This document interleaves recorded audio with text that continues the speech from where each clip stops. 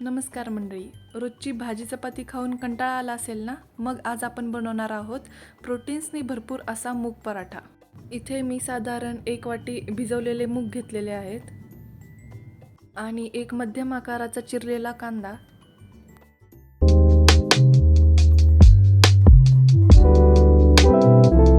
आणि बारीक चिरलेली शिमला मिरची, सोबतच चवीसाठी 2-3 हिरव्या मिरच्या आणि काही लसणाच्या पाकळ्या.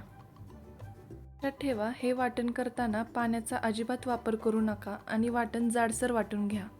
एका भांड्यात हे मिश्रण काढून घ्या आणि त्यात चवीनुसार मीठ टाका, थोडीशी हळद,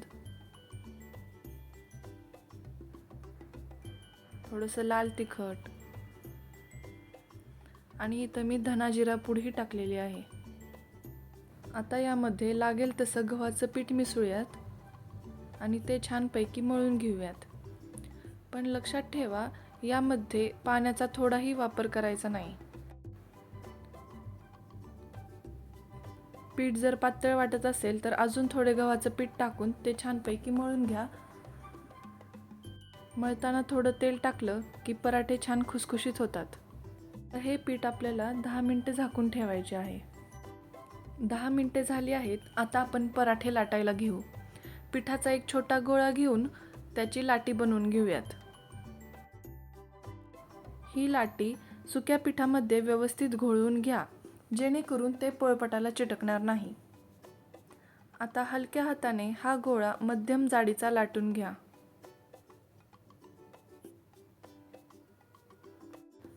पराठा लाटताना तो खूप पातळ लाटू नका. जर तो पराठा जास्त पातळ झाला तर भाजल्यानंतर तो मऊ राहण्याऐवजी कडक किंवा चिवट होऊ शकतो.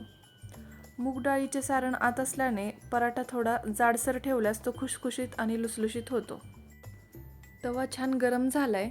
आता मध्यम आचेवर हा पराठा दोन्ही बाजूंनी खमंग भाजून घेऊ. भाजताना तुम्ही तेल, तूप किंवा बटर काहीही वापरू शकता. बघा किती छान सोनेरी रंगाचे ठिपके यायला लागलेत. आपला खमंग आणि पौष्टिक मूग पराठा तयार आहे. हा तुम्ही दह्यासोबत, सॉससोबत किंवा नुसता चहासोबतही खाऊ शकता. टिफिनसाठी तर हा बेस्ट ऑप्शन आहे, कारण थंड झाल्यावरही हा तितकाच मऊ राहतो. तुम्हाला ही रेसिपी कशी वाटली कमेंटमध्ये नक्की सांगा. व्हिडिओ आवडला असेल तर लाईक करा, मित्रमैत्रिणींसोबत शेअर करा आणि अशाच नवनवीन रेसिपीजसाठी आपल्या चॅनलला सबस्क्राईब करायला विसरू नका. पुन्हा भेटूया एका नवीन रेसिपीसह. तोपर्यंत पाहत रहा मृणाल सॅफ्रॉन. धन्यवाद.